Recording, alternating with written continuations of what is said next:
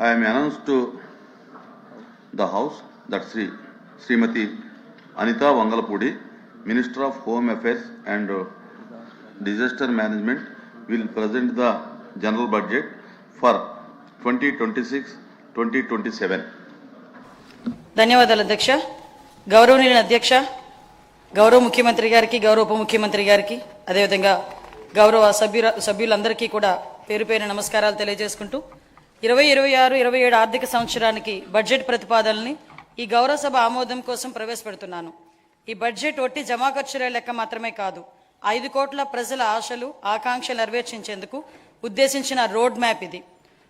వరుసగా 3వసారి బడ్జెట్ సమర్పించడం నాకు దక్కిన అపూర్వమైన గౌరవంగా భావిస్తూ ఈ అవకాశం ఇచ్చిన ముఖ్యమంత్రి చంద్రబాబు నాయుడు గారికి సర్వదా కృతజ్ఞతలు తెలియజేసుకుంటూ, మా దృష్టిలో బడ్జెట్ అంటే కేవలం పద్దుల ప్రకటన కాదు, ఇది అంకెలకు అతీతం.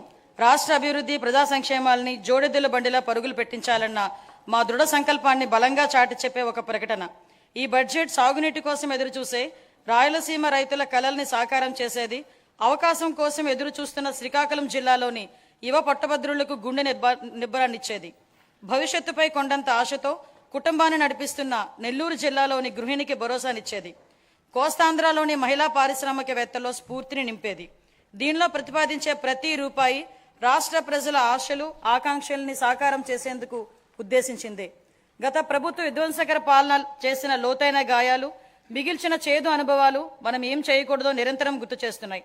గత ప్రభుత్వ దుష్ట పరిపాలన వల్ల రాష్ట్రానికి జరిగిన భారీ నష్టాన్ని, ఆర్థిక విధ్వంసాన్ని గమనంలో ఉంచుకొని 2024 సంవత్సర బడ్జెట్ ప్రవేశపెట్టాను.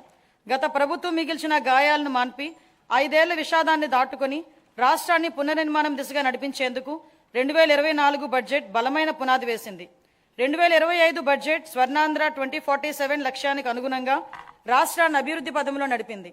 అంత భారీ విధ్వంసానికి గురైన రాష్ట్రాన్ని పునర్నిర్మించేందుకు 2 ఏళ్లు చాలా తక్కువ సమయం. 2014లో జరిగిన అహేతుక విభజన రాష్ట్రానికి తగిలిన మొదటి దెబ్బ అయితే 2019-24 మధ్య అప్పటి ప్రభుత్వం చేసిన దుష్పరిపాలన రాష్ట్రానికి తగిలిన మరో పెద్ద షాక్. గత ప్రభుత్వం చేసిన ఆర్థిక విధ్వంసం, అపసవ్య విధానాలు, పాలకుల అసమర్థత రాష్ట్రాన్ని మరింత ఇబ్బందుల్లో కూరుకుపోయేలా చేశాయి. ఇన్ని సవాళ్లను ఎదుర్కొంటూ కూడా కూటమి ప్రభుత్వం అనుసరించిన నిర్మాణాత్మకమైన విధానాల వల్ల 2024 జూన్ నుంచి 20 నెలల్లో రాష్ట్రం అద్భుతమైన అభివృద్ధి పదంలో సాగిందని చెప్పడానికి గర్వపడుతున్నాను. ఇప్పటి వరకు మనం ఏం సాధించాం, ఇప్పుడు ఎక్కడున్నాం, ఇంకా చేయాల్సిందేంటి అన్న అంశాన్ని కూలంకషంగా మదింపు చేసుకొని ఈ బడ్జెట్ రూపొందించాం. అటు ఉత్తరాంధ్ర నుంచి ఇటు రాయలసీమ వరకు ప్రజల జీవితాల్లో గొప్ప మార్పు తేవడం ఈ బడ్జెట్ ఉద్దేశం, మా లక్ష్యం.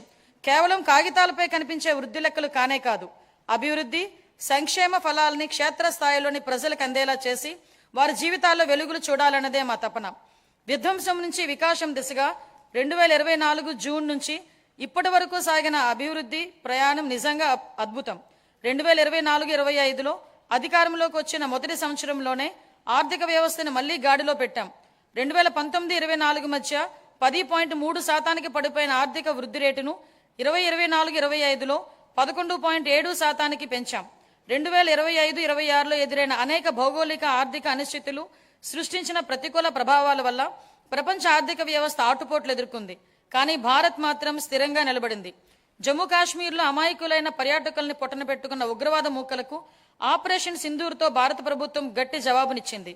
ఉగ్రవాదం, భౌగోళిక రాజకీయ అనిశ్చితులు, శుంకాల యుద్ధంతో తలెత్తిన ఉద్రిక్తతలను భారత్ చలించిందని ప్రధాని నరేంద్ర మోడీ నాయకత్వం ప్రపంచానికి బలమైన సందేశం ఇచ్చింది. భారతదేశానికి లభించిన గొప్ప వరం మోదీ నాయకత్వం. ఆయన నాయకత్వం భారత్ను శక్తివంతంగా తీర్చిదిద్దింది, ఆత్మవిశ్వాసంతో తలెత్తుకు నిలిచేలా చేసింది. ఆయన ఈ రోజు భారత్ను ప్రపంచ వేదికపై సగర్వంగా తలెత్తుకునేలా చేశారు. కాబట్టే యావత్ జాతి మోదీ నాయకత్వానికి అండగా నిలబడింది. బులంద్ భారత్ కి బులంద్ పెహచాన్ హై మోడీ. భారత్ ఎట్టి పరిస్థితుల్లో తన ప్రయోజనాల విషయంలో రాజీ పడబోదని ప్రపంచానికి అర్థమైంది. ప్రపంచంలో అనేక అస్థిర పరిస్థితులు ఉన్నప్పటికీ ప్రధాని నరేంద్ర మోడీ నాయకత్వంలో భారత్ 8% వృద్ధి రేటు సాధించి సత్తా చాటింది. భారతదేశంతో పాటు ఆంధ్రప్రదేశ్ కూడా ప్రపంచ వేదికపై వెలుగులీనుతుంది. విశాఖపట్నంలో ఏఐ డేటా సెంటర్ ఏర్పాటు చేయాలన్న గ్లోబల్ ఐటీ దిగ్గజం గూగుల్ నిర్ణయం ఒక్కసారిగా ప్రపంచ దేశాలన్నీ ఆంధ్రప్రదేశ్ వైపు తలెత్తేలా చూసేలా చేశాయి. దాన్ని బాహుబలి ఒప్పందంగా పేర్కొనవచ్చు. ప్రపంచ పెట్టుబడులకు గమ్యస్థానం ఆంధ్రప్రదేశ్ అని ఆ ఒప్పందం రుజువు చేసింది. గౌరవ ముఖ్యమంత్రి చంద్రబాబు నాయుడు గారి సమర్థ నాయకత్వం, మరియు యువ నాయకుడు గౌరవ మంత్రివర్యులు శ్రీ నారా లోకేష్ గారి విశేష కృషి వలన ఇది సాధ్యపడింది. ఇదే కాదు, రాష్ట్రంలో పెట్టుబడులు వస్తున్నాయి, ప్రభుత్వంపై నమ్మకం పెరిగింది అంటే అది గౌరవ ముఖ్యమంత్రి గారి దార్శనిక పరిపాలన మరియు గౌరవ ఉప ముఖ్యమంత్రి శ్రీ పవన్ కళ్యాణ్ గారి విశ్వనీయ భాగస్వామ్యం వల్లనే సాధ్యమైంది. ఈ మార్పుకి సారథులు మన రాష్ట్ర ప్రజలేనని మేము బలంగా నమ్ముతున్నాం. 2024 జూన్లో రాష్ట్ర ప్రజలు ఎన్డీఏకి కనీ విని ఎరుగని రీతిలో ఘన విజయం కట్టబెట్టినప్పుడే ఈ మార్పు మొదలైంది. ప్రజలు మాకు వేసిన ప్రతి ఓటు వెనకాల వారి ఉద్దేశం బలంగా ప్రస్ఫుటమైంది.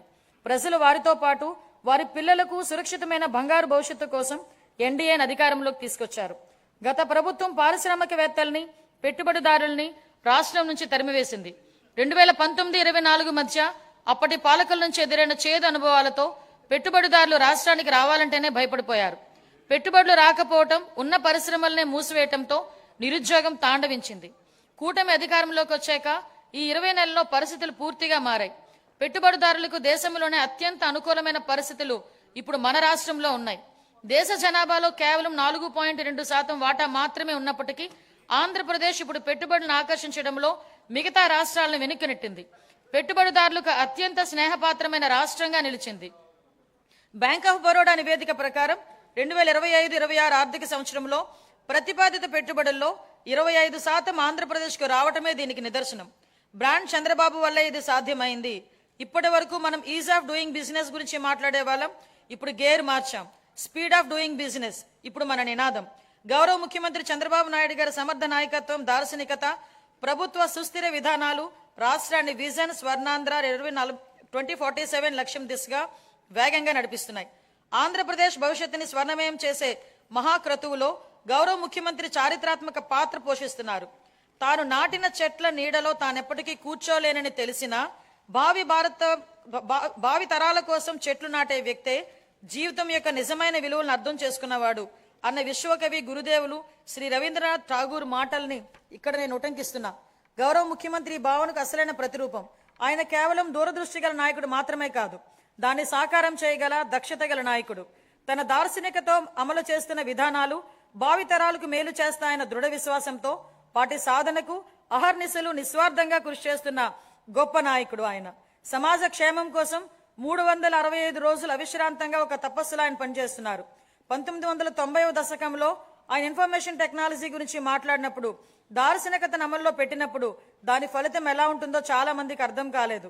కానీ అప్పటి యువత దాంతో ప్రయోజనం పొంది జీవితంలో పురోగమించడమే కాకుండా ప్రపంచవ్యాప్తంగా అవకాశాలన్నీ అందిపుచ్చుకొని సత్తా చాటారు. అప్పుడు ఆయన అమలు చేసిన సంస్కరణలు, తీసుకున్న విప్లవాత్మక నిర్ణయాలతో వెలిగించిన దీపం లక్షలాది మంది జీవితాల్లో వెలుగు నింపింది. నేడు ఆయన విజయగాథను ఆయనే పునరావృతం చేస్తున్నారు. కానీ ఇప్పుడు మరింత గొప్ప దూరదృష్టితో, మరింత సమున్నత లక్ష్యంతో కొత్త చరిత్రను లిఖించబోతున్నారు.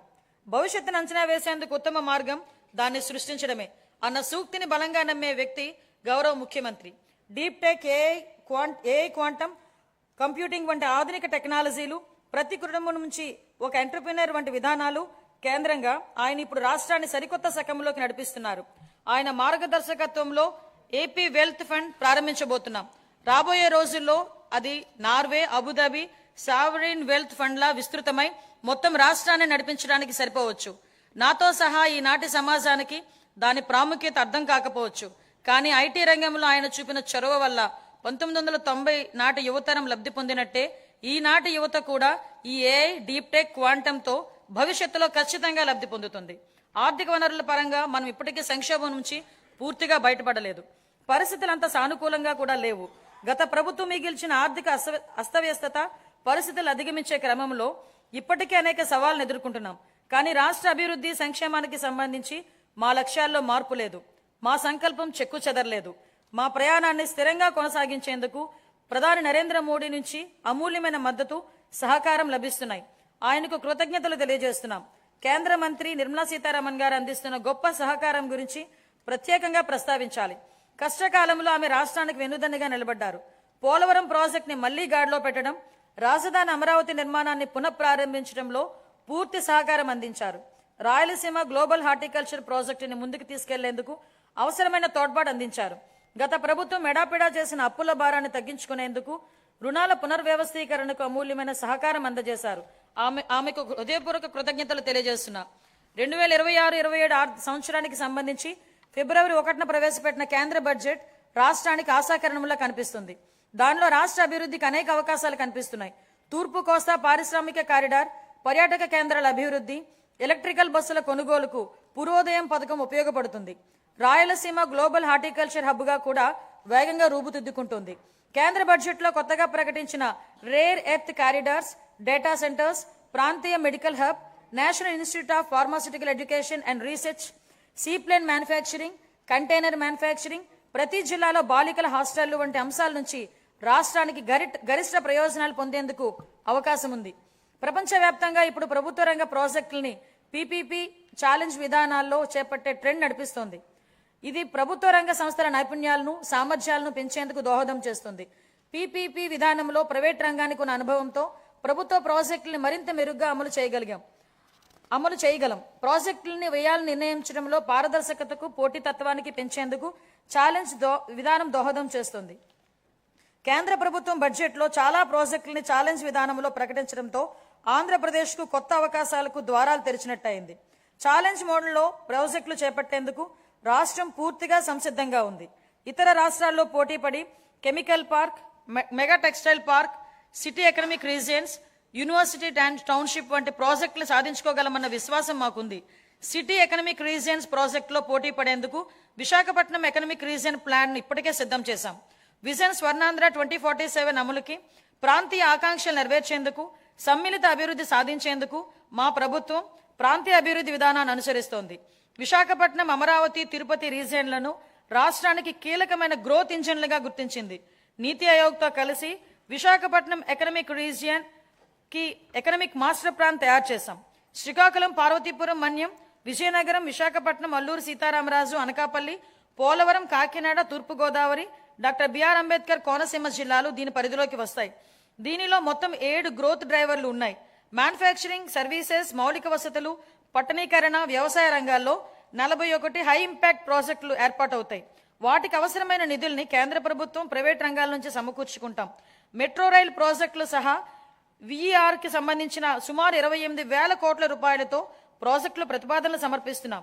వీఈఆర్ తరహాలోనే ఎన్టీఆర్, కృష్ణా, ఏలూరు, గుంటూరు, పశ్చిమ గోదావరి, ప్రకాశం, పల్నాడు, బాపట్ల, మార్కాపురం జిల్లాలతో అమరావతి ఎకనామిక్ రీజియన్ అభివృద్ధి చేస్తాం. ఈ ప్రాంత సమగ్ర అభివృద్ధికి దోహదం చేసే వనరులు, గ్రోత్ ఇంజన్లు, బలాల్ని గుర్తించేందుకు శాస్త్రీయ పద్ధతిలో సామాజిక ఆర్థిక అధ్యయనం నిర్వహిస్తాం. సూక్ష్మ సేద్యం ప్రాధాన్యతను గుర్తించి 1990లోనే ఆ కాన్సెప్ట్ ని దేశానికి తీసుకొచ్చిన మొదటి ముఖ్యమంత్రి గౌరవ చంద్రబాబు నాయుడు గారు. ఇప్పుడు ఆయన రాయలసీమ రీజియన్ ని గ్లోబల్ హార్టికల్చర్ హబ్ గా మార్చి అక్కడి రైతుల జీవితాల్లో సమూల మార్పులు తెచ్చేందుకు కంకణం కట్టుకున్నారు. రాయలసీమ ఇంటిగ్రేటెడ్ డెవలప్మెంట్ ప్లాన్ ని సిద్ధం చేయించారు. దానిలో భాగంగా 2030 నాటికి ఉద్యాన పంటల విస్తీర్ణాన్ని 8.41 లక్షల హెక్టార్ల నుంచి 14.41 లక్షల హెక్టార్లకు పెంచబోతున్నాం. సాగునీరు, సూక్ష్మ సేద్యం ప్రాజెక్టుల ద్వారా నీటి ఎద్దడి అనేది లేకుండా చేస్తాం. ప్రపంచ మార్కెట్లతో అనుసంధానానికి రోడ్లు కనెక్టివిటీ పెంచుతాం. అనంతపురం, అన్నమయ్య, చిత్తూరు, కర్నూలు, నంద్యాల, ప్రకాశం, మార్కాపూర్, శ్రీ సత్యసాయి, తిరుపతి, వైఎస్ఆర్ కడప జిల్లాలోని 303 మండలాల పరిధిలో 200కి పైగా క్లస్టర్లను ఏర్పాటు చేస్తాం. Product perfection, forward and backward integration మొత్తం వాల్యూ చైన్లో ప్రపంచవ్యాప్తంగా ఉన్న అత్యుత్తమ విధానాలను అమలు చేయడం వంటివి ప్రణాళికలో భాగం. ఈ ప్రాజెక్టు వల్ల ఉత్పాదక గణనీయంగా పెరుగుతుంది. ఉద్యాన ఉత్పత్తులకు మంచి ధర లభిస్తుంది. లక్షల మంది రైతులకు లబ్ధి చేకూరుతుంది. వ్యవసాయేతర రంగాల్లో ప్రత్యక్షంగా 9 లక్షల ఉద్యోగాలు లభిస్తాయి. రాయలసీమపై వెనుకబడిన ప్రాంతం అన్న ముద్ర తొలగిపోతుంది. ఇకపై రాయలసీమ పేరు చెబితే మిగులు అన్న మాట తప్ప కొరత అన్న మాట వినబడదు. ఈ ప్రాజెక్టుకి సంబంధించి 30,000 కోట్ల రూపాయలతో ప్రతిపాదనలు సమర్పిస్తున్నాం. అప్పుల గురించి మాట్లాడుతున్న ప్రతిపక్ష మిత్రులకు ఒక విషయం గుర్తు చేయదలుచుకున్నాను. మాకు 9.74 లక్షల కోట్ల రూపాయల అప్పులు మిగిల్చి వెళ్ళింది మీ ప్రభుత్వమే. మీరు చేసిన అప్పులు తీర్చడానికి మేము మళ్లీ అప్పులు చేయాల్సిన పరిస్థితి తలెత్తింది. ఈ రోజు మేము అప్పుగా తెస్తున్న ప్రతి రూపాయి ఉత్పాదక వ్యయంలోకే వెళ్తుంది. అది రైతులు, మహిళలు, విద్యార్థులు, వృద్ధుల చేతుల్లోకి వెళుతుంది. గత ప్రభుత్వ నిర్వాహకాల వల్ల సకాలంలో జీతాలు కూడా వెళ్ళని దుస్థితి నుంచి ఇప్పుడు మా ప్రభుత్వం సమర్థ పాలనా విధానాలతో ఆర్థిక సుస్థిరత దిశగా అడుగులు వేస్తుంది. ఖర్చులు తగ్గించుకొని, వనరులు పెంచుకొని ఆర్థిక స్థిరత్వం దిశగా ప్రయాణిస్తుంది. సంక్షోభంలో ఉన్న రాష్ట్రాన్ని ఆకాంక్షల సాకారం దిశగా నడిపిస్తున్నాం. మా అభివృద్ధి వ్యూహంలో అత్యంత కీలకమైన సాగునీటి రంగానికి బడ్జెట్ అధిక ప్రాధాన్యతనిస్తుంది. మనం నిల్వ చేసే ప్రతి నీటి బొట్టు, పునరుద్ధరించే ప్రతి కాలువ, సాగునీరు అందించే ప్రతి ఎకరం ప్రజల జీవితాల్ని మారుస్తాయని బలంగా విశ్వసించే ప్రభుత్వం మాది. వాతావరణ మార్పులు, వర్షపాతంలో అనూహ్యమైన హెచ్చుతగ్గులు వంటివి ఋతుపవనాలపై పూర్తిగా భరోసాగా ఉండలేని పరిస్థితులు కల్పిస్తున్నాయి.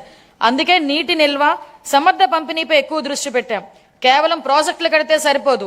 భవిష్యత్తు తరాలకు దీర్ఘకాలిక నీటి భద్రతను కల్పించేలా మన విధానాలు ఉండాలన్నది మా లక్ష్యం. గత ప్రభుత్వం ప్రజల నిజమైన అవసరాలను అర్థం చేసుకోలేదు. బిల్లులు చెల్లించకపోవటం, అధ్వాన నిర్వహణ వల్ల సాగునీటి ప్రాజెక్టులు ఎక్కడొక్కడే నిలిచిపోయాయి. రాయలసీమ, ఉత్తరాంధ్ర ప్రాంతాలు సాగునీటి ప్రాజెక్టుల కోసం ఆశగా ఎదురు చూస్తూనే ఉన్నాయి. గత ప్రభుత్వం ప్రాజెక్టుల రొటీన్ నిర్వహణ, డ్యాంల భద్రతను కూడా గాలికి వదిలేసింది. అన్నమయ్య డ్యాం కొట్టుకుపోవడం వల్ల జరిగిన విధ్వంసాన్ని, ప్రాణ నష్టాన్ని ఎలా మర్చిపోగలం? గత ప్రభుత్వ నిర్లక్ష్యం వల్లే పోలవరం డ్యాం డయాఫ్రమ్ వాల్ కొట్టుకుపోయింది. జలవనరులు కరువు రహిత రాష్ట్రంగా ఆంధ్రప్రదేశ్.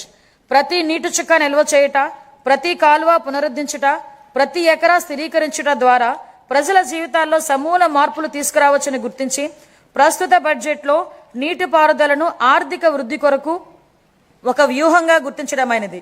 వాతావరణ మార్పులు మరియు అనిశ్చిత వర్షపాత నేపథ్యంలో కేవలం వర్షాధారంపై ఆధారపడటం సాధ్యం కాదు. నిల్వ సామర్థ్యం పెంపొందించడం మరియు సమర్థవంతమైన పంపిణీ వ్యవస్థలను బలోపేతం చేయడం ద్వారా స్థిరత్వాన్ని సాధించాల్సిన అవసరం ఉంది.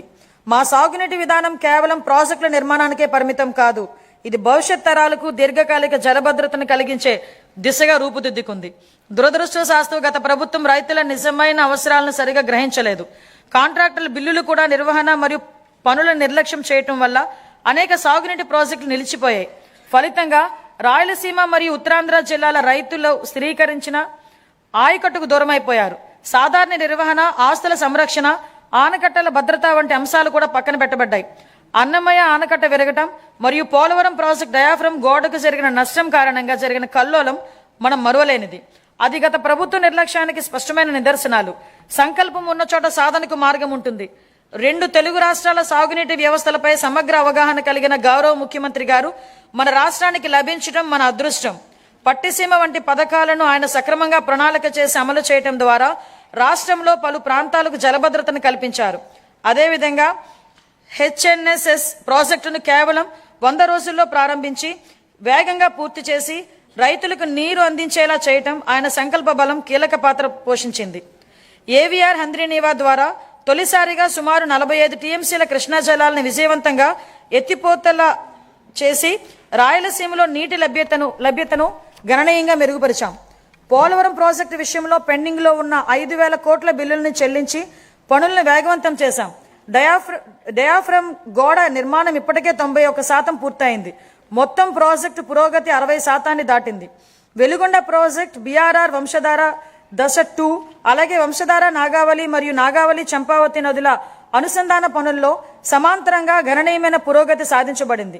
అదే సమయంలో రాష్ట్ర వ్యాప్తంగా విస్తృత స్థాయిలో చేపట్టిన ఆపరేషన్ అండ్ మెయింటెనెన్స్, ఎస్డిఎంఎఫ్ మరియు ఎఫ్డిఆర్ పనులు సాగునీటి వ్యవస్థలను స్థిరీకరిస్తున్నాయి. 5 ఏళ్ల విరామం అనంతరం మొత్తం 6,047 నీటి వినియోగదారుల సంఘాలను ప్రజాస్వామ్య పద్ధతిలో పునరుద్ధరించడం ద్వారా సాగునీటి నిర్వహణలో రైతుల భాగస్వామ్యాన్ని మళ్లీ బలోపేతం చేశాం. ఇక ముందు బీఆర్ఆర్ వంశధార దశ 2, ఏవిఆర్ హంద్రీనీవా, పూల సుబ్బయ్య, వెలుగొండ మరియు పోలవరం ప్రాజెక్టులను పూర్తి చేయడానికి మా ప్రభుత్వం కట్టుబడి ఉంది. రాయలసీమను శాశ్వతంగా కరువు రహిత ప్రాంతంగా మార్చడానికి పోలవరం, నల్లమల సాగర్ అనుసంధానంపై మేము చురుగ్గా దృష్టి సారించాం. రాయలసీమను గ్లోబల్ హార్టికల్చర్ హబ్, ప్రపంచ స్థాయి ఉద్యానవన కేంద్రంగా తీర్చిదిద్దే ప్రణాళికలో సాగునీటి సరఫరా ఒక కీలకమైన భాగం. 2026-27 ఆర్థిక సంవత్సరానికి గాను జల వనరుల శాఖకు 18,224 కోట్ల రూపాయల కేటాయింపును ప్రతిపాదిస్తున్నాను. వ్యవసాయం, పశుసంవర్ధక, ఉద్యానవనం, మత్స్య సహకార రంగాలు. వ్యవసాయం గాడి తప్పితే మిగతా ఏ రంగానికి సక్రమంగా నడిచే అవకాశమే ఉండదు. ఎంఎస్ స్వామినాథన్ వ్యాఖ్యలు. వ్యవసాయం తప్పితే మరే రంగానికి సరిగా నడిచే అవకాశం ఉండదు. స్వామినాథన్ గారు అన్న మరో మాట. రైతులే సమాజానికి మూల స్తంభాలు. వారు పండించే ఆహారమే ప్రతి కుటుంబానికి మూలాధారం. అందువల్ల రైతుల సంక్షేమమే మా ప్రభుత్వానికి అత్యంత ప్రాధాన్యం.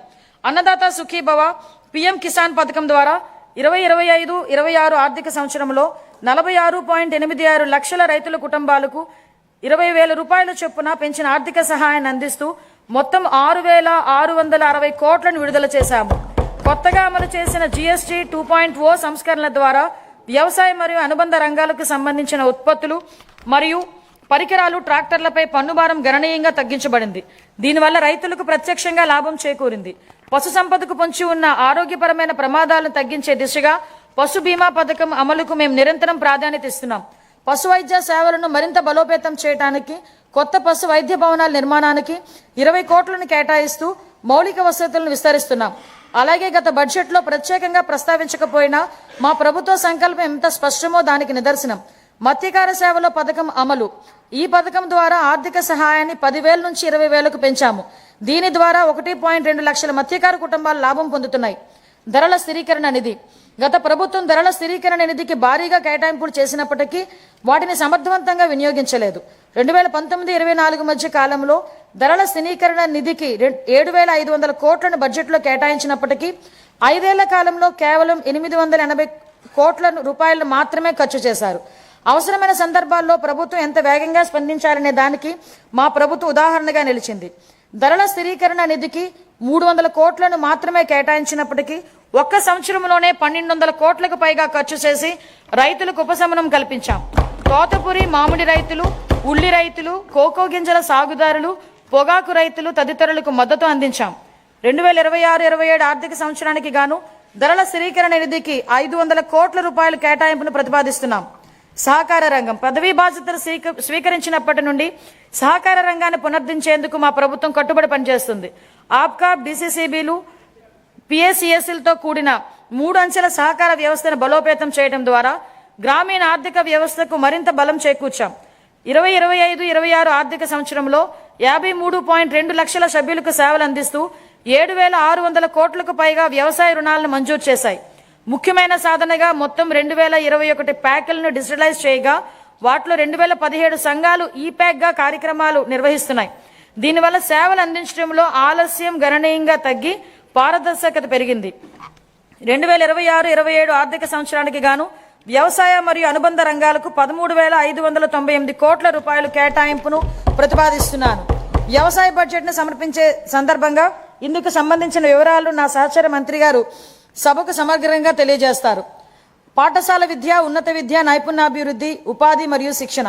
విద్యను ఉద్దేశించే నెల్సన్ మండే గారి మాటల్లో ప్రపంచాన్ని మార్చడానికి మీరు ఉపయోగించగల అత్యంత శక్తివంతమైన ఆయుధం విద్య.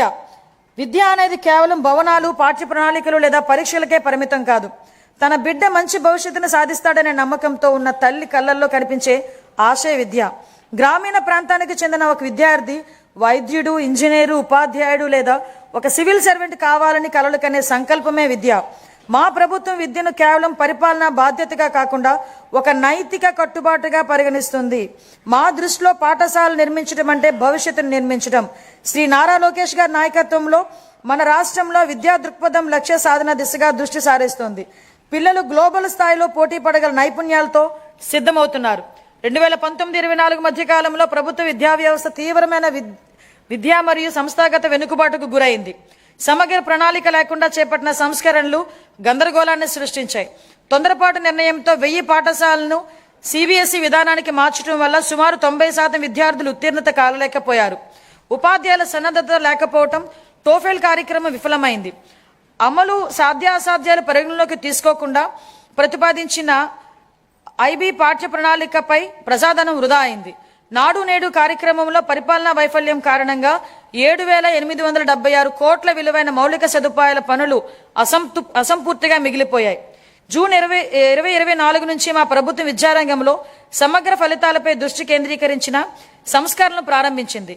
తల్లికి వందనం, మనబడి మన భవిష్యత్, డొక్కా సీతమ్మ మధ్యాహ్న భోజన పథకం, పారిశుద్ధ్యము మరియు నిర్వహణ నిధులు, పాఠ్య ప్రణాళిక మార్పులు, డిజిటల్ లెర్నింగ్, ఉపాధ్యాయుల సామర్థ్య వృద్ధి, పరిపాలన పునర్వ్యవస్థీకరణ వంటి ప్రధాన కార్యక్రమాల ద్వారా అభ్యసన సామర్థ్యాలను, ఫలితాలను మరియు గ్లోబల్ పోటీతత్వాన్ని మెరుగుపరచడంపై దృష్టి సారించాం.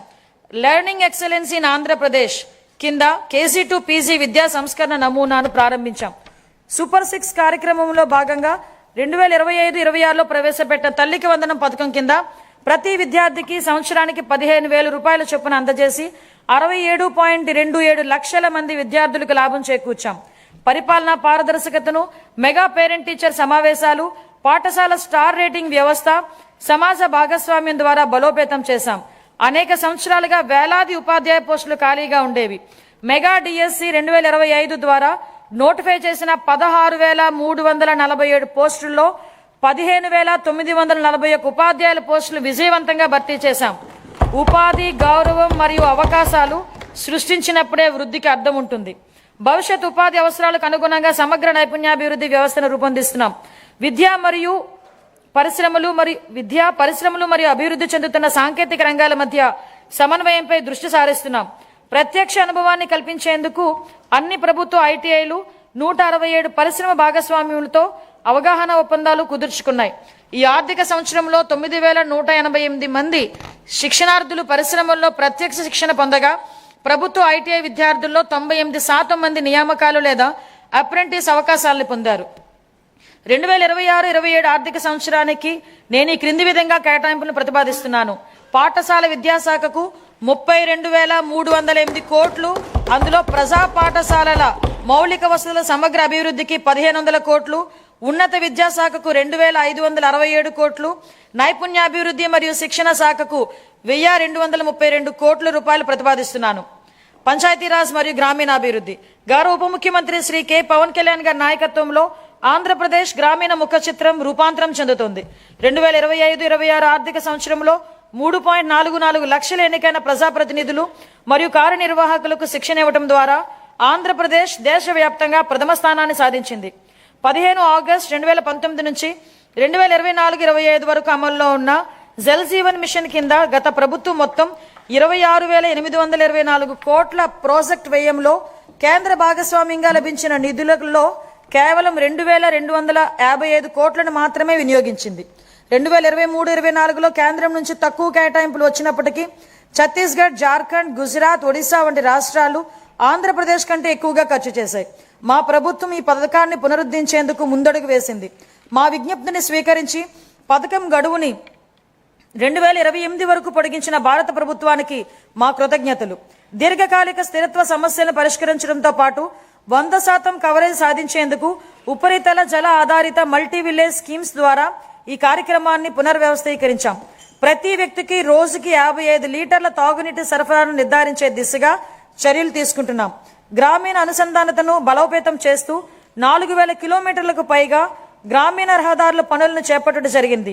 వీటిలో అనేక పనులు పూర్తి చేయడం జరిగింది మరియు మిగతా పనులు ముగింపు దశలో ఉన్నాయి. దీని ద్వారా దూర ప్రాంతాల గ్రామాల్లో మార్కెట్ ప్రాప్తి, ఆదాయ వృద్ధి మరియు ఆర్థిక స్థిరత్వం మెరుగుపడుతుంది. శాస్కీ కింద 2,123 కోట్లను కేటాయించాం. 2026-27 ఆర్థిక సంవత్సరానికి పంచాయతీరాజ్ మరియు గ్రామీణాభివృద్ధి శాఖకు 22,942 కోట్లను కేటాయించాలని నేను ప్రతిపాదిస్తున్నాను. పర్యావరణం, అటవీ, విజ్ఞాన శాస్త్రం మరియు సాంకేతిక శాఖ 2019-24 మధ్యకాలంలో పరిపాలనా వైఫల్యాల కారణంగా ఎర్రచందనం అక్రమ రవాణా, అక్రమ గనుల తవ్వకం, అటవీ భూముల ఆక్రమణల వంటి ఘటనలు చోటు చేసుకున్నాయి. ఆంధ్రప్రదేశ్ను హరిత ఆంధ్రప్రదేశ్గా తీర్చిదిద్దడం మా లక్ష్యం. 2030 నాటికి 37% మరియు 2047 నాటికి 50% పచ్చదనం సాధించే దిశగా అటవీ సంపదను స్థిరంగా నిర్వహించడం, ఎడారీకరణను ఎదుర్కోవడం వంటి చర్యలను అమలు చేస్తున్నాం. వ్యూహాత్మక పర్యావరణ రక్షణ వలయంగా green cover wall of Andhra Pradesh అమలు చేయనున్నాం. 2026-27 ఆర్థిక సంవత్సరానికి పర్యావరణం, అటవీ, విజ్ఞాన శాస్త్రం మరియు సాంకేతిక శాఖకు 714 కోట్లను కేటాయించాలని నేను ప్రతిపాదిస్తున్నాను. పట్టణాభివృద్ధి అమృత్ 2.0 పథకం కింద 117 పట్టణ స్థానిక సంస్థలలో మొత్తం 506 ప్రాజెక్టులు అమల్లో ఉన్నాయి. అదనంగా యుఐడిఎఫ్ మరియు ఏఐబి సహకారంతో చేపట్టిన ప్రాజెక్టులు కూడా పురోగతిలో ఉన్నాయి. ఈ ప్రాజెక్టులన్నింటినీ 2027 డిసెంబర్ నాటికి పూర్తి చేయాలనే లక్ష్యంతో ముందుకు సాగుతున్నాం. ఈ సందర్భంలో 2 సంవత్సరాల వ్యవధిలో యుఐడిఎఫ్ కింద ఆంధ్రప్రదేశ్కు అదనంగా 4,000 కోట్లను మంజూరు చేయడంలో సహకరించిన గౌరవ కేంద్ర ఆర్థిక మంత్రి గారికి మా కృతజ్ఞతలు. 1982లోనే స్వర్గీయ ఎన్టీ రామారావు గారు ఆహార భద్రత ప్రాధాన్యతను గుర్తించారు. అదే స్ఫూర్తితో మా ప్రభుత్వం ప్రస్తుతం 204 అన్నా క్యాంటీన్లు నిర్వహిస్తోంది. 2026 మార్చి నాటికి వాటి సంఖ్యను 275కు పెంచి అతి పేద ప్రజలకు కూడా తగిన ఆహారం అందుబాటులో ఉండేలా చేసి ఆకలిని నివారించడమే మా లక్ష్యం. విశాఖపట్నం మరియు విజయవాడ వంటి ప్రధాన నగరాల్లో ఆధునిక మెట్రో రైలు వ్యవస్థలో ప్రయాణించే కళ త్వరలోనే సాకారం కానుంది. ప్రధానమంత్రి ఆవాస్ యోజన ఎన్టీఆర్ నగర్స్ కింద ఆర్థికంగా బలహీన వర్గాలకు చెందిన కుటుంబాలకు 25 లక్షల గృహ పట్టాలు ఇళ్లను అందించి సొంత ఇంటి కళ నెరవేర్చడమే మా ప్రభుత్వ లక్ష్యం. అమరావతి ప్రజల రాజధాని. మా ప్రజల రాజధాని అమరావతి అభివృద్ధికి మద్దతు అందించిన గౌరవ ప్రధానమంత్రి శ్రీ నరేంద్ర మోడీ గారికి నా హృదయపూర్వక కృతజ్ఞతలు తెలియజేస్తూ ఆంధ్రప్రదేశ్ శాశ్వత రాజధానిగా అమరావతికి చట్టబద్ధ హోదా కల్పించే ప్రక్రియ ప్రారంభించినందుకు ఆయనకు ప్రత్యేకమైన ధన్యవాదాలు తెలియజేసుకుంటున్నాం. వివిధ ఆర్థిక సంస్థల ద్వారా స్వయం సమృద్ధి నమూనాలో నిధులను సమీకరించి పనులు వేగంగా ముందుకు తీసుకెళ్తున్నాం. 57,868 కోట్ల విలువైన 97 పనులకు పరిపాలన అనుమతులు జారీ చేశాం. ఇది మా ప్రభుత్వం ప్రజల రాజధాని అమరావతి నిర్మించాలనే నిబద్ధతకు స్పష్టమైన నిదర్శనంగా తెలియజెప్పుకుంటున్నాం. 2026-27 ఆర్థిక సంవత్సరానికి మున్సిపల్ పరిపాలన మరియు పట్టణాభివృద్ధి శాఖకు 14,539 కోట్లను కేటాయించాలని నేను ప్రతిపాదిస్తున్నాను. న్యాయశాఖ, హోం, మద్య నిషేధం మరియు ఎక్సైజ్, అగ్నిమాపక శాఖలు. మంచివారు భయపడనప్పుడు చెడు శక్తులు బలహీనమవుతాయి. తీవ్ర వాతావరణ పరిస్థితుల్లోనూ, పండుగల సమయంలోనూ, అత్యవసరాలు, విపత్తులు, ప్రజా కార్యక్రమాల సమయంలోనూ వ్యక్తిగత అవసరాలను పక్కన పెట్టి రాత్రింబగళ్లు కర్తవ్యాన్ని నిర్వహించేది మన పోలీస్ దళమే. కాకి యూనిఫామ్ గౌరవం మరియు హుందాతనాన్ని భుజాన మోస్తూ ఏదైనా ఆపద వస్తే మొదటిగా స్పందించేది వారే. వారి సేవాభావం, త్యాగ స్ఫూర్తిని మా ప్రభుత్వం అత్యంత గౌరవంగా భావిస్తుంది. గత పాలనలో దెబ్బతిన్న పోలీస్ వ్యవస్థ గౌరవాన్ని పునరుద్ధరించేందుకు మా ప్రభుత్వం కట్టుబడి ఉంది. గౌరవ ముఖ్యమంత్రి గారి హామీ మేరకు శాంతి భద్రతల యంత్రాంగాన్ని సమూలంగా మార్చడానికి ఈ క్రింది ఆధునికీకరణ మరియు సంక్షేమ చర్యలు తీసుకుంటున్నాం. పోలీస్ శాఖకు 3,000 కొత్త వాహనాలను త్వరలో అందించనున్నాం. డిజిటల్ అరెస్టులు, ఆన్లైన్ మోసాలు వంటి ఆధునిక నేరాలను ఎదుర్కొనేందుకు ప్రతి జిల్లాలోని ప్రత్యేక సైబర్ క్రైమ్ పోలీస్ స్టేషన్ ఏర్పాటు చేస్తాం. స్మార్ట్ పోలీసింగ్ల ల్యాబ్ల స్థాపన, కృత్రిమ మేధస్సు ఆధారిత ప్రాజెక్టులు, ఆధునిక కమ్యూనికేషన్ మరియు భద్రతా పరికరాలు, సీసీటీవీ మరియు డ్రోన్ వినియోగంతో సాంకేతికంగా దృఢమైన పోలీస్ వ్యవస్థ నిర్మిస్తున్నాం. కొత్త ఏపీ పోలీస్ అకాడమీ స్థాపన కోసం 94 ఎకరాలు కేటాయించాం. నిర్మాణ పనుల ప్రారంభానికి ఈ సంవత్సరంలోనే 15 కోట్ల రూపాయలని కేటాయింపును ప్రతిపాదిస్తున్నాం. శ్రీకాకుళం, రాజమండ్రి, ప్రకాశం, చిత్తూరు జిల్లాల్లో 4 కొత్త ఇండియా రిజర్వ్ ఏపీఎస్పీ బెటాలియన్లు ప్రారంభించి 3,920 పోస్టులు మంజూరు చేశాం. పౌర పోలీస్ నిష్పత్తిని మెరుగుపరిచేందుకు 5,757 స్టైఫండరీ క్యాడెట్ ట్రైనీ కానిస్టేబుల్ నియమించాం. శిక్షణ సమయంలో వారికి ఆర్థిక మద్దతుగా నెలవారీ భత్యాన్ని 4,500 నుంచి 12,000 రూపాయలకు 3 రెట్లు పెంచినట్టు గౌరవ ముఖ్యమంత్రి గారు ప్రకటించడం జరిగింది. పోలీస్ సిబ్బందికి బకాయి ఉన్న టీఏడీఏలు, సెలవు సంబంధిత బకాయిలు, వైద్య రియంబర్స్మెంట్లు తదితర చెల్లింపుల కోసం దాదాపు 500 కోట్ల రూపాయలను విడుదల చేశాం. పీసీ నుంచి డీజీపీ వరకు 20 లక్షల నుంచి 45 లక్షల వరకు ఉచిత బీమా కవరేజ్ కల్పించే గ్రూప్ పర్సనల్ యాక్సిడెంట్ ఇన్సూరెన్స్ పథకాన్ని పునరుద్ధరించాం. గత 5 ఏళ్లుగా విస్తరించిన గాంజాయి సమస్యను ప్రత్యేక విభాగం ఈగల్ ద్వారా మరియు డ్రోన్ల వినియోగంతో కట్టడి చేస్తున్నాం. మహిళల భద్రత గురించి శక్తి యాప్ను ప్రారంభించాం. దీని ద్వారా 7 నిమిషాల్లోనే స్పందన లభిస్తుంది మరియు వేధింపులకు పాల్పడే వారిపై కఠిన చర్యలు తీసుకుంటున్నాం. జిల్లా న్యాయ వ్యవస్థ కోసం కోర్టులు, భవనాలు మరియు నివాస గృహాల నిర్మాణాన్ని విస్తృతంగా చేపట్టాం. న్యాయ వ్యవస్థకు 349 కోట్ల రూపాయల విలువైన పనులను మంజూరు చేశాం. 2026-27లో తొలి దశలో 100 కొత్త కోర్టులను కూడా ఆమోదించాం. పునర్వ్యవస్థీకరించిన ఎక్సైజ్ విధానంతో మద్యం రంగంలో లీకేజీలను పూర్తిగా నివారించాం. అవినీతి లేకుండా ఆదాయం రాష్ట్ర ఖజానాకు సక్రమంగా చేరుతుంది. అగ్నిమాపక సేవల ఆధునీకరణలో భాగంగా 17 కొత్త అగ్నిమాపక కేంద్రాలను స్థాపిస్తున్నాం. స్పందన సమయాన్ని తగ్గించేందుకు అత్యాధునిక శోధన మరియు రక్షణ పరికరాలతో కూడిన అగ్నిమాపక వాహనాలను కొనుగోలు చేస్తాం. రాష్ట్ర శిక్షణా కేంద్రాన్ని మౌలిక సదుపాయాల అభివృద్ధి ద్వారా బలోపేతం చేస్తాం. 2026-27 ఆర్థిక సంవత్సరానికి హోంశాఖకు 9,165 కోట్లను కేటాయించాలని నేను ప్రతిపాదిస్తున్నాను. అదేవిధంగా మద్య నిషేధం మరియు ఎక్సైజ్ శాఖకు 500 కోట్లను కేటాయించాలని ప్రతిపాదిస్తున్నాం.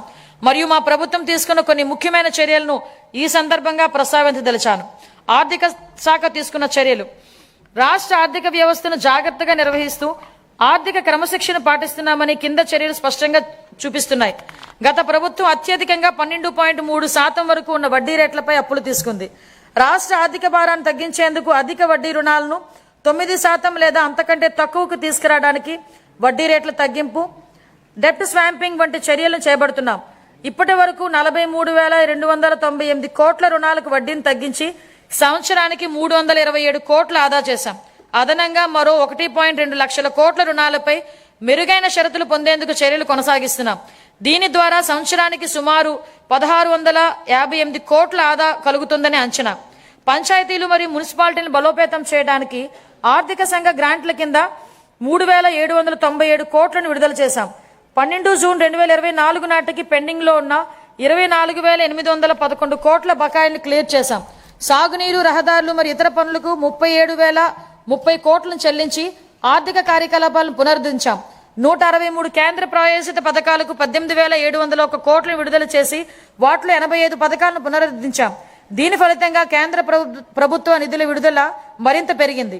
ఆంధ్రప్రదేశ్ వెల్త్ ఫండ్ను 100 కోట్ల సీడ్ క్యాపిటల్స్ తో ఏర్పాటు చేయాలని ప్రతిపాదిస్తున్నాం. దేశవ్యాప్తంగా ఉన్న అవకాశాలలో పెట్టుబడులు పెట్టేందుకు ప్రైవేట్ ఈక్విటీ పెట్టుబడిదారులను ఆహ్వానించి రాష్ట్రానికి సంపద సృష్టించే దిశగా ముందుకు కొనసాగుతున్నాం. సంస్కరణలు స్పీడ్ ఆఫ్ డూయింగ్ బిజినెస్ సిద్ధాంతానికి అనుగుణంగా ప్రభుత్వంలో చట్టాలు, నియమాలు, నిబంధనలు, ప్రభుత్వ ఉత్తర్వులను సమీక్షించి పరిపాలనా ప్రక్రియలను సరళీకరించి పెట్టుబడులకు అనుకూల వాతావరణాన్ని మరియు పౌర సేవల మెరుగుదలను కల్పిస్తున్నాం. ఇదే దిశలో ప్రభుత్వ రంగ సంస్థలను పునరుద్ధరించి వాటి ఖాతాలు మరియు ఆడిట్ వ్యవస్థను క్రమబద్ధీకరించి లాభదాయకంగా మార్చేందుకు చర్యలు తీసుకుంటున్నాం.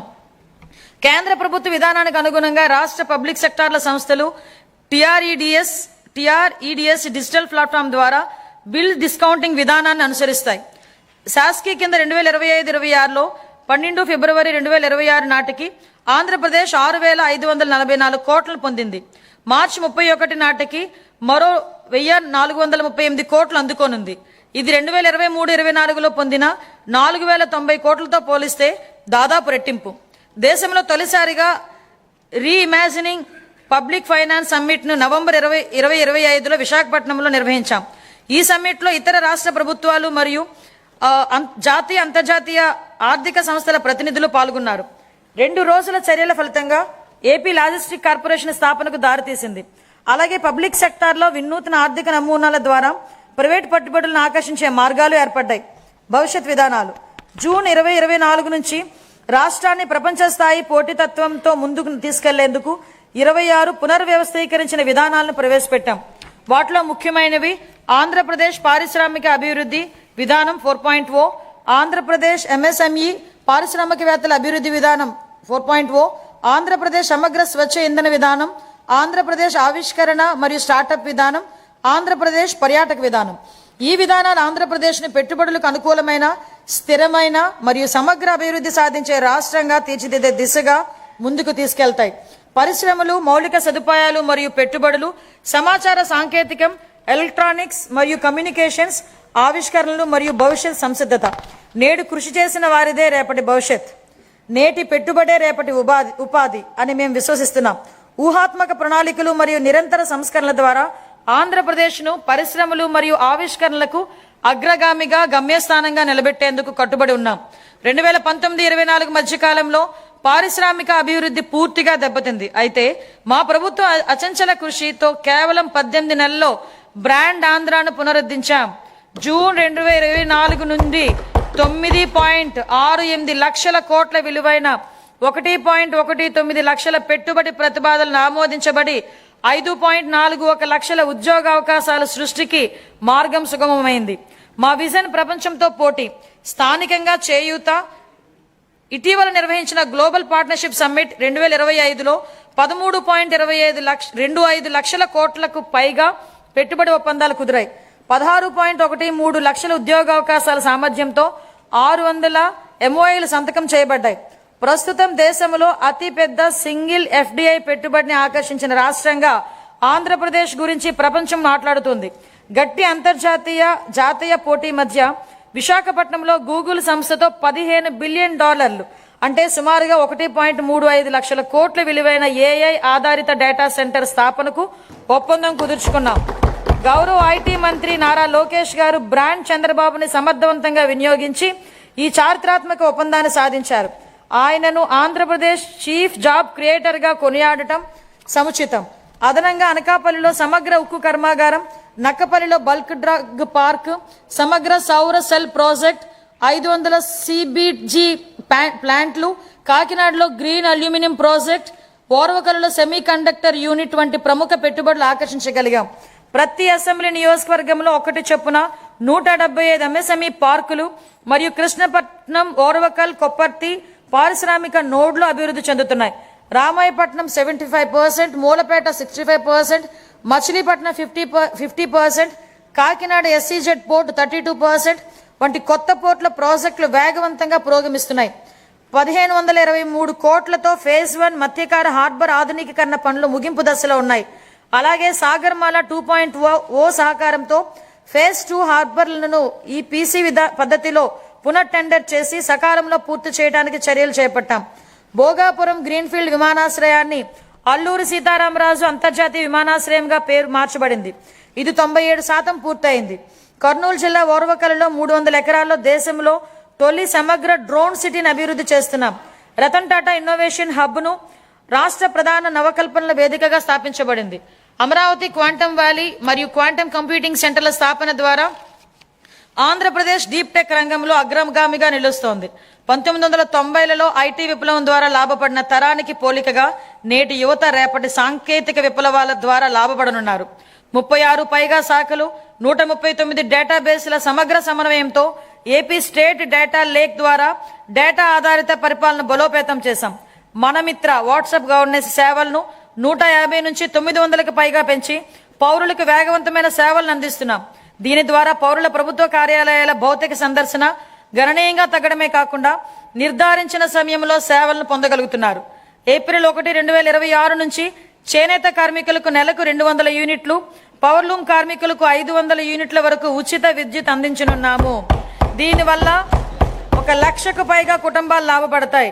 పరిశ్రమలు మరియు వాణిజ్య శాఖకు 3161 కోట్లు, మౌలిక సదుపాయాలు మరియు పెట్టుబడుల శాఖకు 1283 కోట్లు, సమాచార సాంకేతికం, ఎలక్ట్రానిక్స్ మరియు కమ్యూనికేషన్ శాఖకు 536 కోట్లు ప్రతిపాదిస్తున్నాను. పౌర సరఫరాలు దీపం 2.0 కింద 1.08 కోట్ల మహిళలకు సంవత్సరానికి 3 ఉచిత ఎల్పీజీ సిలిండర్లు అందిస్తూ 2897 కోట్లను వారి ఖాతాల్లో జమ చేశాం. ధాన్యం కొనుగోలులో దేశానికి ఆదర్శంగా నిలిచాం. 12 ఫిబ్రవరి 2026 నాటికి 8.54 లక్షల రైతుల ఖాతాల్లో 10,580 కోట్ల జమ అయ్యాయి.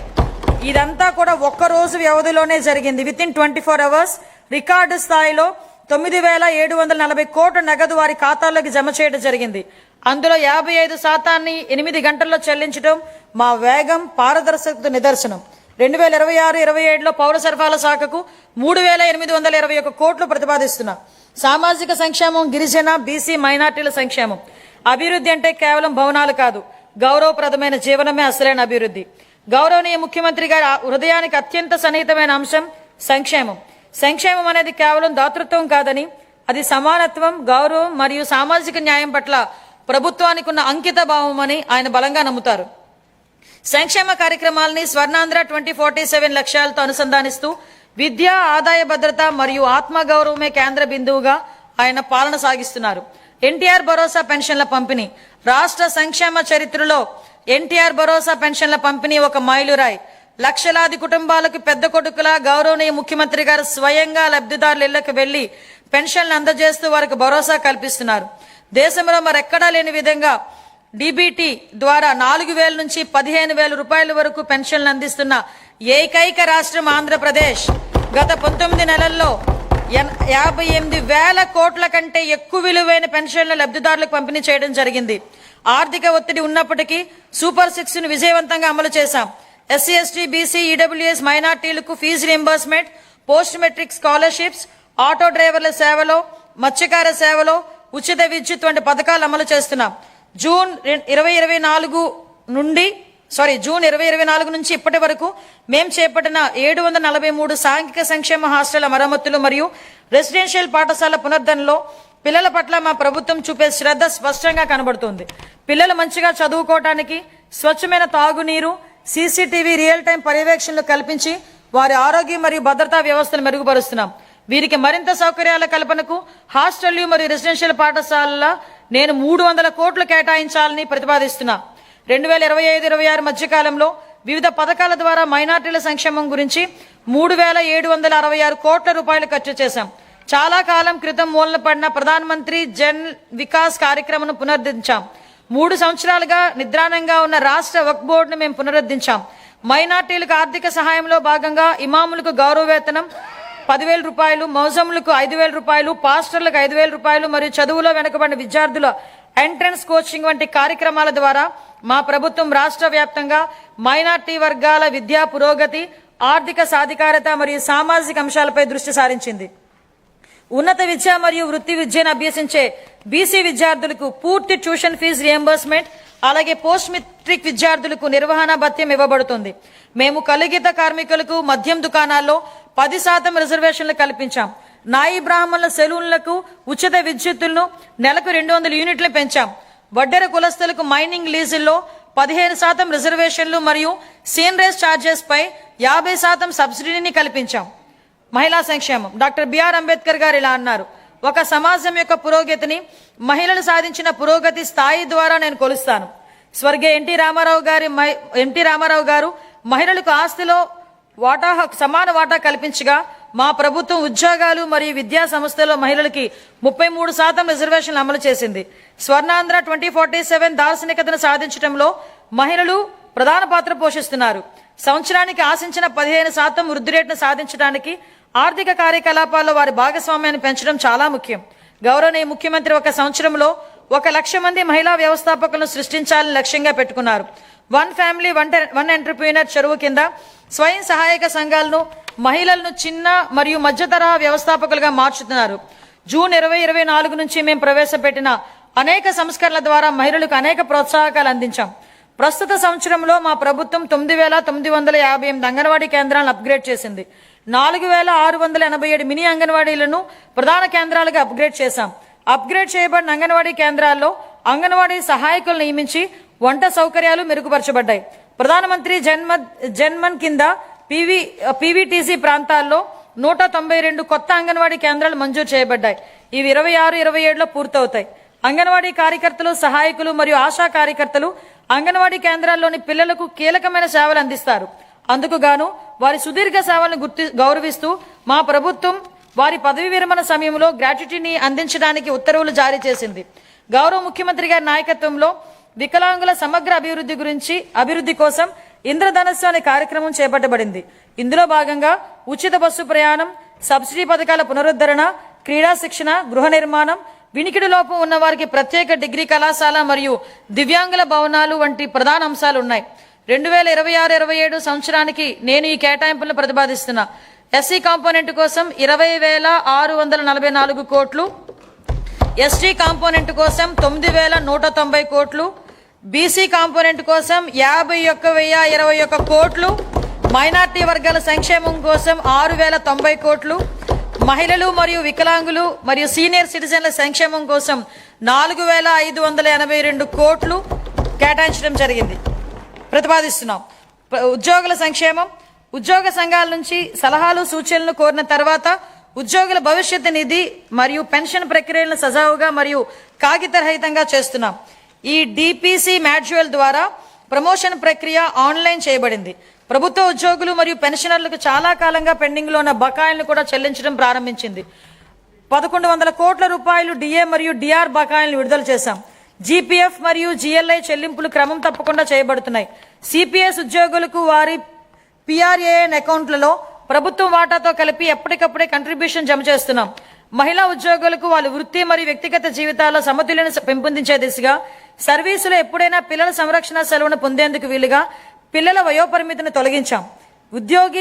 ఉద్యోగి ప్రమాదవశాత్తు మరణించిన సందర్భంలో ప్రభుత్వ నిబంధనలకు మించి వారికి బీమా ప్రయోజనం అందించడానికి రాష్ట్ర ప్రభుత్వం జీతం ప్యాకేజ్ కింద మా ప్రభుత్వం బ్యాంకులతో ఒప్పందం కుదుర్చుకుంది. మా ప్రభుత్వం వివిధ కేటగిరీల్లో 30,607 ప్రభుత్వ ఉద్యోగాలను భర్తీ చేసింది. గత ప్రభుత్వ హయాంలో బకాయిలు చెల్లించిన కారణంగా ఆరోగ్య వ్యవస్థలు ఇబ్బందులు ఎదుర్కొన్నాయి. దీనితో చాలా కుటుంబాలపై ఆర్థిక భారం మోపబడి ఆర్థికంగా, మానసికంగా చాలా బాధపడ్డారు. గత ప్రభుత్వం ఆరోగ్య రంగానికి చెల్లించాల్సిన 6,486 కోట్ల రూపాయల బకాయిలను చెల్లించకుండా వదిలివేసింది. వీటిలో ఎక్కువ భాగం మా ప్రభుత్వం చెల్లించి ప్రజలకు ప్రభుత్వం మీద విశ్వాసం కల్పించింది. వ్యాధి చికిత్స కన్నా నివారణే ముఖ్యమని మేము నమ్ముతున్నాం. నివారణ వలన ఆరోగ్య అవసరాలపై జేబులోంచి ఖర్చును గణనీయంగా తగ్గిస్తుంది. మా ప్రభుత్వం అధికారం చేపట్టిన తర్వాత పౌరుడిని ఆరోగ్య సంరక్షణ కేంద్రంలో ప్రాజెక్ట్ సంజీవిని చేపట్టింది. కుప్పంలో సిటిజన్ హెల్త్ స్క్రీనింగ్ పైలట్ కింద 41 రోగ నిర్ధారణ పరీక్షలను కవర్ చేసి 63,867 మంది వ్యక్తులను పరీక్షించింది. 6,300 కంటే ఎక్కువ హై రిస్క్ కేసులను గుర్తించి వాటిని ప్రాజెక్ట్ సంజీవనికి అనుసంధానించింది. 2026-27 సంవత్సరానికి ఆరోగ్య, వైద్య మరియు కుటుంబ సంక్షేమ శాఖకు 19,306 కోట్లు కేటాయించాలని నేను ప్రతిపాదిస్తున్నాను. కార్మిక శాఖ కేంద్ర ప్రభుత్వం ప్రవేశపెట్టిన కార్మిక సంస్కరణలకు అనుగుణంగా మా ప్రభుత్వం పాత చట్టాలను సమీకరించి నూతన కార్మిక కోడ్స్ అమలు చేసింది. కార్మికుల సంక్షేమాన్ని మరింత బలోపేతం చేయడానికి కొత్త ఈఎస్ఐ వైద్య సేవా సదుపాయాలను ప్రారంభిస్తున్నాం. విజయనగరం, గుంటూరు, నెల్లూరు జిల్లాలో 100 పడకల ఆసుపత్రులు, కర్నూలు, శ్రీ సిటీ, అచ్యుతాపురం, శ్రీకాకుళం జిల్లాలో 30 పడకల ఆసుపత్రులు ఏర్పాటు చేయబడుతున్నాయి. తిరుపతి ఈఎస్ఐ ఆసుపత్రిని 50 పడకల నుంచి 100 పడకలకు విస్తరించడం ద్వారా రాయలసీమ ప్రాంతంలో ద్వితీయ శ్రేణి వైద్య సేవల అందుబాటు గణనీయంగా మెరుగుపడింది. 2026-27 ఆర్థిక సంవత్సరానికి కార్మిక శాఖకు 735 కోట్ల రూపాయలను కేటాయించాలని నేను ప్రతిపాదిస్తున్నాను. గృహ నిర్మాణం 2019-24 మధ్యకాలంలో గృహ నిర్మాణ పథకాల కోసం కేటాయించిన సుమారు 3,300 కోట్లను ఇతర ప్రయోజనాలకు మళ్లించారు. జూన్ 2024 నుంచి ఆ నిధులను గృహ నిర్మాణానికి వినియోగించి 3 లక్షల ఇళ్ల నిర్మాణాన్ని పూర్తి చేశాం. సుమారు 6 లక్షల లబ్ధిదారులపై ఆర్థిక భారం తగ్గించేందుకు ఎస్సీ, బీసీ వర్గాలకు అదనంగా 50,000 రూపాయలు, ఎస్టీలకు 75,000 రూపాయలు, పీవీటీసీలకు ₹1,00,000 ఆర్థిక సహాయం అందిస్తున్నాం. వచ్చే సంవత్సరంలో మరో 6 లక్షల ఇళ్ల నిర్మాణం పూర్తి చేయాలని లక్ష్యంగా పెట్టుకున్నాం. అలాగే అర్హులైన ప్రతి కుటుంబానికి PMAY గ్రామీణ పథకం కింద ఇళ్లను మంజూరు చేస్తున్నాం. 2026-27 కోసం గృహ నిర్మాణ శాఖకు 6,357 కోట్లను కేటాయించాలని ప్రతిపాదిస్తున్నాను. ఎనర్జీ ఆధునిక అభివృద్ధి ఎనర్జీ ప్రాణాధారం. ఎనర్జీ భద్రత అంటే ఆర్థిక భద్రత. వ్యవసాయం, పరిశ్రమలు, సేవారంగం, విద్య, ఆరోగ్యం ప్రతి రంగం విశ్వసనీయమైన అందుబాటు ధరలలో విద్యుత్పై ఆధారపడి ఉంది. గత పాలనలో PPL నష్టవ్యస్తంగా రద్దు చేయడం వల్ల అధిక ధరల విద్యుత్ కొనుగోలు చేయాల్సి వచ్చి ట్రూ అప్ ఛార్జీల రూపంలో ప్రజలపై భారంగా మారింది. మా ప్రభుత్వం సరియైన విద్యుత్ కొనుగోలు విధానాలు, స్వీయ ఉత్పత్తి పెంపు ద్వారా ఈ రంగాన్ని స్థిరీకరించి ఫలితంగా టారిఫ్ సవరణలు చేసి లబ్ధిని వినియోగదారులకు అందించగలిగాం. ప్రస్తుత సంవత్సరంలో వ్యవసాయ విద్యుత్ సబ్సిడీగా 11,000 కోట్లకు పైగా విడుదల చేసి 22.5 లక్షల రైతులకు లబ్ధి చేకూర్చాం. అలాగే ఆక్వా టారిఫ్ సబ్సిడీగా 890 కోట్లు విడుదల చేసి 48,500 మంది ఆక్వా వినియోగదారులకు మద్దతిచ్చాం. BPL వృత్తిదారులకు subsidy టారిఫ్లు కొనసాగిస్తున్నాం.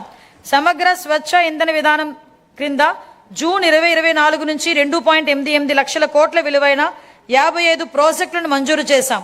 ఇందులో 15.56 గిగావాట్ సౌరశక్తి, 4.86 గిగావాట్ వాయుశక్తి, 17.7 గిగావాట్ పంపుడు స్టోరేజ్ ప్రాజెక్టులు, 1 MMATPA గ్రీన్ హైడ్రోజన్ వంటి ప్రాజెక్టులు ఉన్నాయి.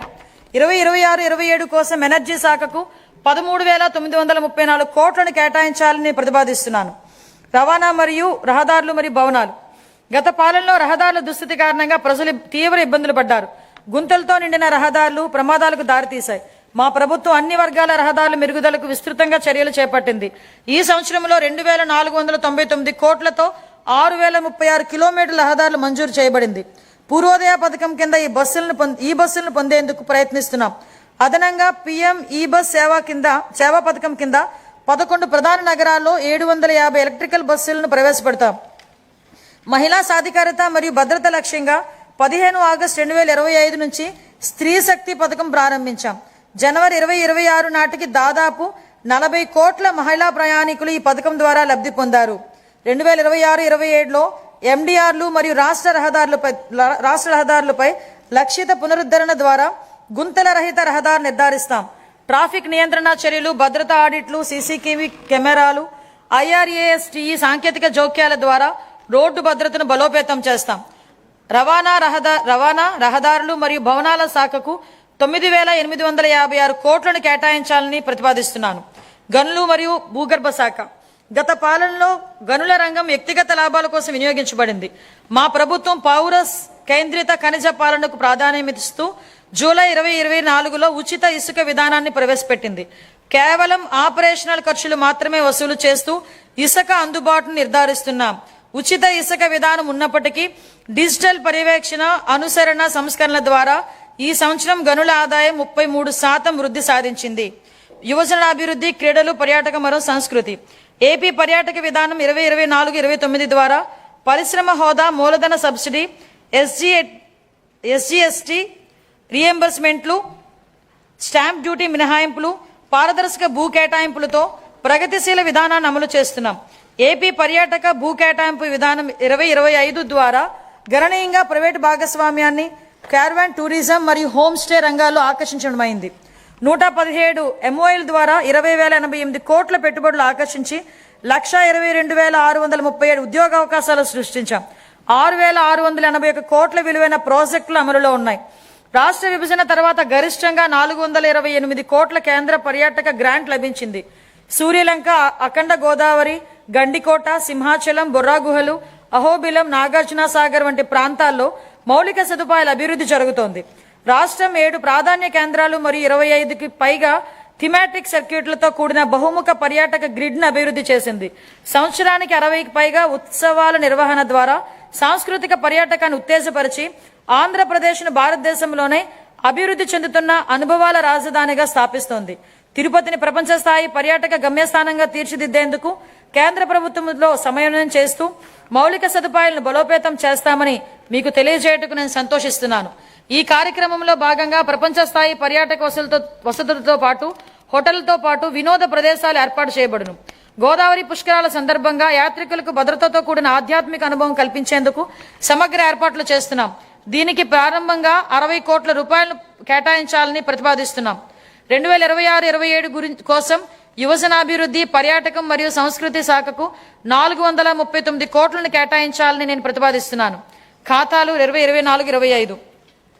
ఆంధ్రప్రదేశ్ రాష్ట్రానికి సంబంధించిన ఆర్థిక లెక్కలను కంట్రోలర్ అండ్ ఆడిటర్ జనరల్ పరిధిలోని అకౌంటెంట్ జనరల్ కార్యాలయం వారు ఖరారు చేసిన ప్రకారం 2024-25 ఆర్థిక సంవత్సరానికి ఆదాయ లోటు 60,285 కోట్లు, ఆర్థిక లోటు 81,362 కోట్లుగా నమోదయ్యాయి. ఇవి రాష్ట్ర స్థూల దేశీయోత్పత్తిలో వరుసగా 3.79% మరియు 5.11% ఉన్నాయి. సవరించిన అంచనాలు 2025-26. 2025-26 ఆర్థిక సంవత్సరానికి సవరించిన అంచనాల ప్రకారం రెవెన్యూ వ్యయం 2,38,021 కోట్ల రూపాయలు కాగా మూలధన వ్యయం 39,498 కోట్ల రూపాయలు. రెవెన్యూ లోటు సుమారు 41,118 కోట్ల రూపాయలు కాగా ఇదే కాలానికి ద్రవ్య లోటు సుమారు 80,567 కోట్ల రూపాయలుగా ఉంది. ఇది రాష్ట్ర స్థూల దేశీయోత్పత్తిలో వరుసగా 2.33% మరియు 4.57% ఉన్నాయి. బడ్జెట్ అంచనాలు 26-27. 2026-27 ఆర్థిక సంవత్సరానికి మొత్తం 3,32,205 కోట్ల వ్యయాన్ని ప్రతిపాదిస్తున్నాను. అందులో ఆదాయ వ్యయం 2,56,143 కోట్లు, మూలధన వ్యయం 53,915 కోట్లు కాగా 15 కోట్లుగా అంచనా వేయబడింది. ఆదాయ లోటు సుమారు 22,002 కోట్లు కాగా ఆర్థిక లోటు సుమారు 75,868 కోట్లుగా ఉండవచ్చని అంచనా. ఇవి రాష్ట్ర స్థూల దేశీయోత్పత్తిలో వరుసగా 1.88% మరియు 3.84% ఉండనున్నాయి. ఈ రోజు మనం ఎంచుకున్న మార్గాలే రేపటి మన భవిష్యత్తు నిర్ణయిస్తాయి. ఈ స్ఫూర్తికి బడ్జెట్ అద్దం పడుతుంది. ఇది కేవలం మన రాష్ట్రాన్ని రేపటి కోసం సిద్ధం చేసేందుకు ఉద్దేశించింది మాత్రమే కాదు, భవిష్యత్తు తరానికి మేలుబాటులు పరిచే బడ్జెట్. ఇది ఆకాంక్షల్ని, బాధ్యతల్ని సమతుల్యం చేస్తుంది. ఈ బడ్జెట్ కేవలం వృద్ధి లెక్కలు చెప్పేది మాత్రమే కాదు, ఇది రాష్ట్ర భవిష్యత్ ఆర్థిక గమనాన్ని, లక్ష్యాన్ని బలంగా చాటు చెప్తుంది. ఇది కేవలం తాత్కాలిక ఉపశమనం కలిగించేది కాదు, దీర్ఘకాలిక లక్ష్యాల సాధనకు ఉద్దేశించిన దార్శనిక పత్రం. ఆంధ్రప్రదేశ్ను భవిష్యత్తు సవాళ్లకు ధీటుగా బలమైన స్వాలంబన కలిగిన రాష్ట్రంగా తీర్చిదిద్దేందుకు రూపొందించిన బడ్జెట్ ఇది. రాష్ట్రంపై ఇకపై సాగించబోయే ప్రయాణానికి క్రమశిక్షణ, సాహసోపేత నిర్ణయాలు, సమిష్టి కృషి అవసరం. లక్ష్య సాధనలో ఖచ్చితంగా విజయం సాధిస్తామన్న భరోసాతో ఉన్నాం. ఎందుకంటే మనకు కలల్ని సాకారం చేయటంలో తిరుగులేని నాయకుడు, దార్శనికుడు శ్రీ చంద్రబాబు నాయుడు గారి నాయకత్వం ఉంది. భారతదేశాన్ని అగ్రస్థానంలో నిలబెట్టేందుకు, తిరుగులేని శక్తిగా తీర్చిదిద్దేందుకు అవిశ్రాంత కృషి చేస్తున్న ప్రధాని నరేంద్ర మోడీ గారి అండదండలు, ఉప ముఖ్యమంత్రి శ్రీ పవన్ కళ్యాణ్ గారి విశ్వసనీయ భాగస్వామ్య సహకారం మరియు మరింత ఉత్సాహంతో లక్ష్యాన్ని చేరేలా ప్రేరణిస్తాయి. ఈ నాయకులిచ్చే స్ఫూర్తి మనల్ని మెరుగైన భవిష్యత్తు వైపు నడిపిస్తుంది. ప్రజలు వేసే ప్రతి ఓటులో వారి ఆశలు, ఆకాంక్షలు నిక్షిప్తమై ఉంటాయి. ప్రతి ఓటు వెనుక ఉన్న ప్రజల ఆకాంక్షల్ని మనం నిరంతరం గుర్తుపెట్టుకోవాలి. వాటిని సాకారం చేసేందుకు ప్రతిరోజు, ప్రతి క్షణం మనం కృషి చేయాలి. పరిపాలన అంటే అధికారం చలాయించడం కాదు, ప్రజలకు సేవ చేయటం. ఈ బడ్జెట్ ని మనం దీని పరిమాణాన్ని బట్టి కాకుండా ఎంత నిబద్ధతతో దీన్ని అమలు చేశామన్న దాన్ని బట్టి చూడాలి. దీనిలో చేసిన ప్రకటనలు బట్టి కాకుండా అవి ప్రజల జీవితాలపై ఎలాంటి ప్రభావం చూపాయన్న దానిపై గుర్తుపెట్టుకోవాలి. ప్రజలు మాపై ఉంచిన అచంచల విశ్వాసానికి కృతజ్ఞతలు తెలియజేస్తూ, వారి సేవ చేసే భాగ్యాన్ని మాకు కల్పించినందుకు ధన్యవాదాలు తెలియజేస్తూ ఈ బడ్జెట్ ను గౌరవ సభ ఆమోదం గురించి సమర్పిస్తున్నాం. జై హింద్.